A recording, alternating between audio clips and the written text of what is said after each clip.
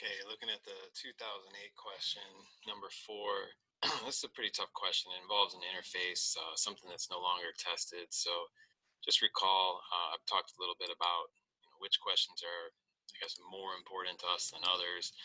You'll notice that this one did not get highlighted on my review document. So it's a good question to practice your code writing, yes, but it's maybe not the most crucial question for us to practice in preparation for this test.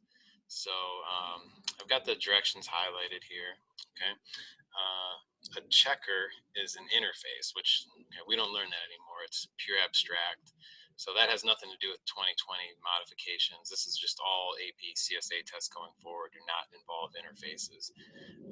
But still, like I said, we can do a little bit of practice here. It does still involve this idea of control and method structures. So um, Boolean except means that any class that's a checker, means implements checker, right, is going to have an accept method that accepts a string and returns a Boolean. But they can all implement it differently. That's the idea of polymorphism. So we're going to see 3 different checkers here. First, we see a substring checker. Okay, so a substring checker sounds a lot like the string method index of, or there's even one that's not on the subset called contains, which is basically the same as this. But index of gives us a number, and it always gives us the number -1 if a substring is not part of a string. So we could use that in writing our substring checker. We see that the constructor should take a single string parameter that represents the particular substring. I would recommend putting that into an instance field of type string. And then we'll have to write the accept method, and we know its signature. It returns a Boolean, and it accepts a string. So I've got the answer here. I don't think you need to really watch me write this one, but we never learned this word together as a class this year, because like I said, it's not tested anymore. But this substring checker implements checker. Okay, it's got one instance field, string. It's got a constructor that accepts a string, hands it off to the instance field. And then here's my Boolean accept method. And like I mentioned, I used the string method index of as the key to my solution. So as long as I don't get -1, I know that sub's part of it, and I'll return true. And I set up some tester cases specifically for part A, and they were working here. Okay, so part B is a little bit trickier. We're going to write another implementation of this class. So this time it's called an AND checker.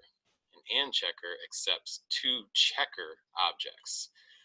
They could be substring checkers, or there could be other classes that have implemented checker.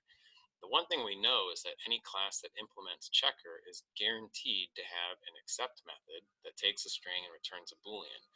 It's kind of like when we implemented the comparable interface. We were guaranteeing that all implementing classes would have the compare to method. So this AND checker takes 2 checkers. Their example shows B checker and C checker, which are 2 substring checkers. And then it only returns true if both of these checkers would return true when called through the accept method. So the accept method would be fed a string. We'd have to feed that string to the accept method of B checker and of C checker. Now, they're both substring checkers, yes, so they would run that same code we saw. Another implementation of checker might run it differently, but it doesn't matter. The bottom line is any checker has an accept method that takes a string and somehow determines whether or not to return true or false.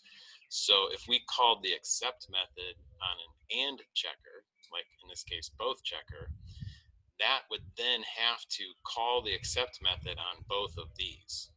Okay, so let's take a look at how I wrote the code for part B. All right, so this time I changed up my instance fields to match the constructor.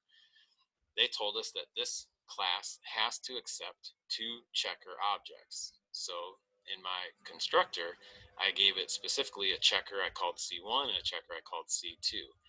My constructor just handed off those checker references to 2 checker variables. Okay, check 1, check 2. Now, what I had to do in my accept method then, which still has to accept only one string, okay, that's the guaranteed signature to be a part of this interface checker. It has to have the same accept method signature as all other checkers. So you give it one string and it gives you one Boolean.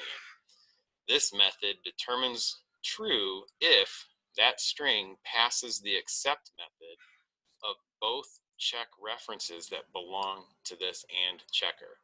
So every AND checker is guaranteed to have two checker references that belong to it.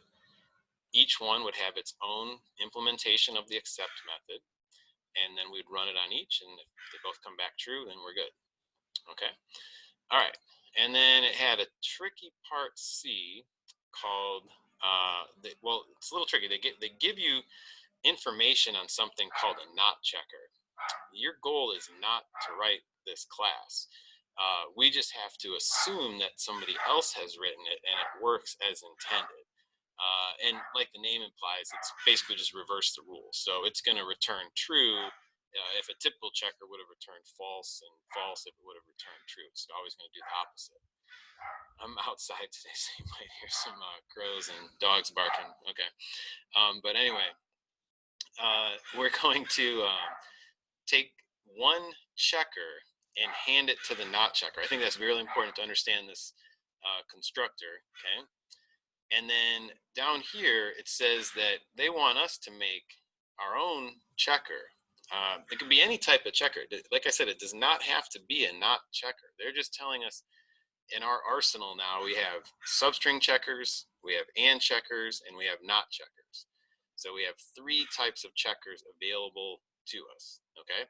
So using those checkers, can we construct a checker that accepts a string if and only if it contains neither the substring artichokes nor the substring kale, okay, for their example here.